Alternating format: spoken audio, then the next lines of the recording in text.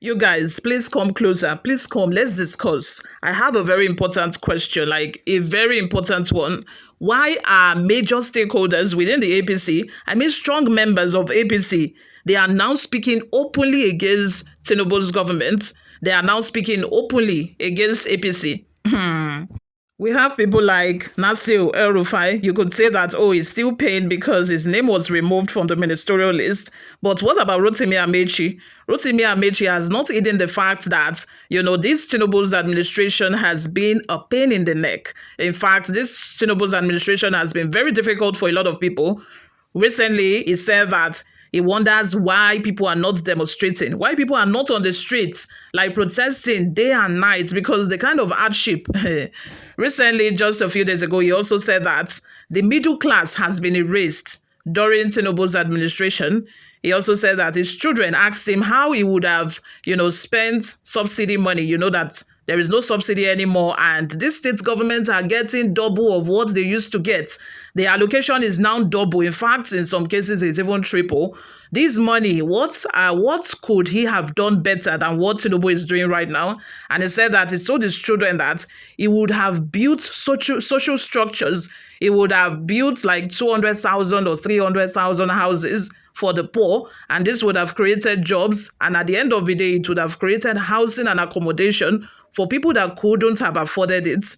What are your thoughts? Let's have them in the comment section. Do you think that this is a great idea? Do you think that this would have alleviated the suffering a bit from Nigerians? Seeing that we used to buy petrol for how much before? Is it 300 naira or even lesser?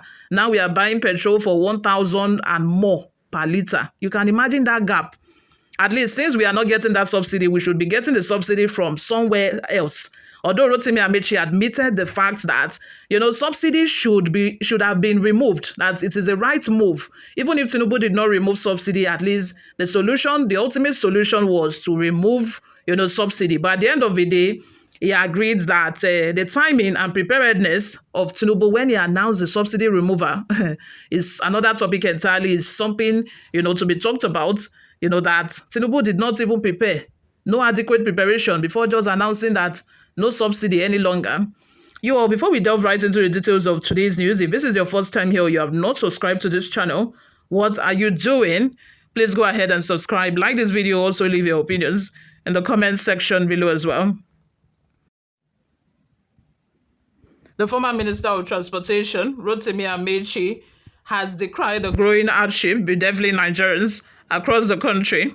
Amaechi was speaking on Tuesday, January 28th, at a two-day event on strengthening Nigerians' democracy, said the middle class has been completely eliminated in Nigeria.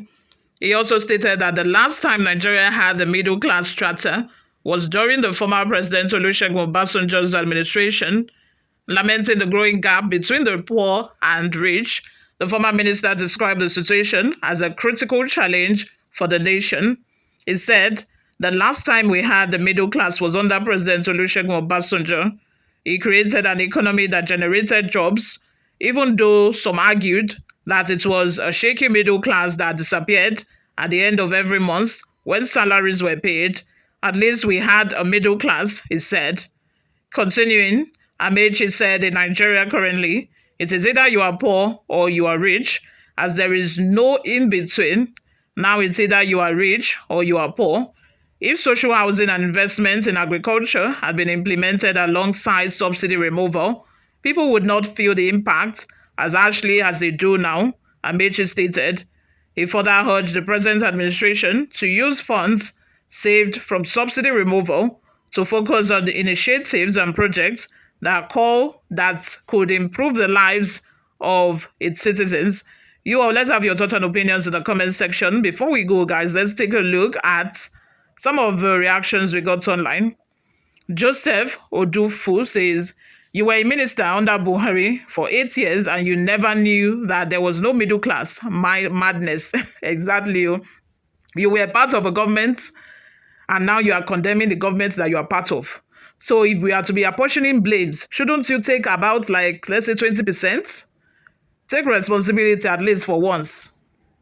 Truthsayer says, this is indeed an hypocritical stance from Amaechi, being part of the politicians who played a role in the embezzlement that has contributed to the country's current challenges. So now he's trying to form saints for us now, Abi, because he's no longer in government.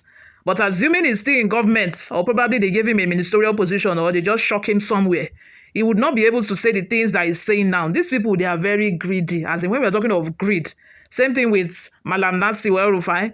When we are talking of greed, just because they are not there, they are not in the circle where it's happening, they are not part of the cabals any longer. They are criticizing and talking about the same government that they are part of. The same politician, is the same them. They were in government before. Abi, are we not coming from somewhere? We are coming from somewhere before we got where we are today. We didn't just meet ourselves here overnight. At least some things happened that brought us to where we are today. Moving on, now you criticize the same government for the hardships that they collectively created just because he has no place in the political circles he once occupied. Same thing I just said. Is the hardship in our society not the result of actions you unpatriotic politicians who prioritize personal gain over national welfare? A question for Rotimi Amaechi to answer. Odunaka says, you kicked your brother out of Aso Rock to be vice president, yet you didn't get it. The minister they made you turned yourself to houseboy. You even forgot your state. Where is the railway from PH to Maduguri? Your transport university in Ko?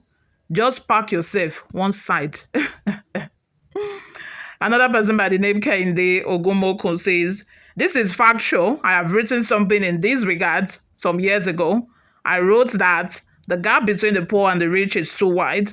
I use the example of two salary earners where one is earning 2M and the other is earning less than 100K, and they go to the same market for procurement. I wrote this on Facebook.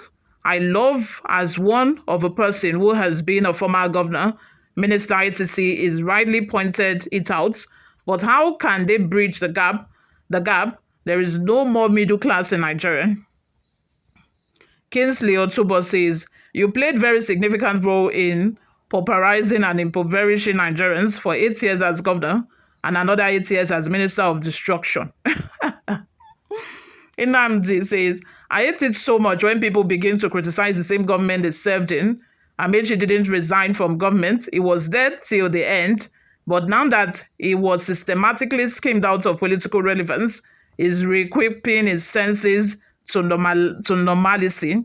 Now he sees that there is hunger around about the country. Bros, it's too late. When he was in Aso Rock, he did not realize that there was no middle class. So now that he's no longer in government, he's now telling us that there's no middle class. Oga, why didn't you do something about it when you were in government? Minister of Destruction. You all, let's have your thoughts and opinions in the comment section. Thank you very much for always listening and watching, guys. I'll see you all in my next video. Bye for now.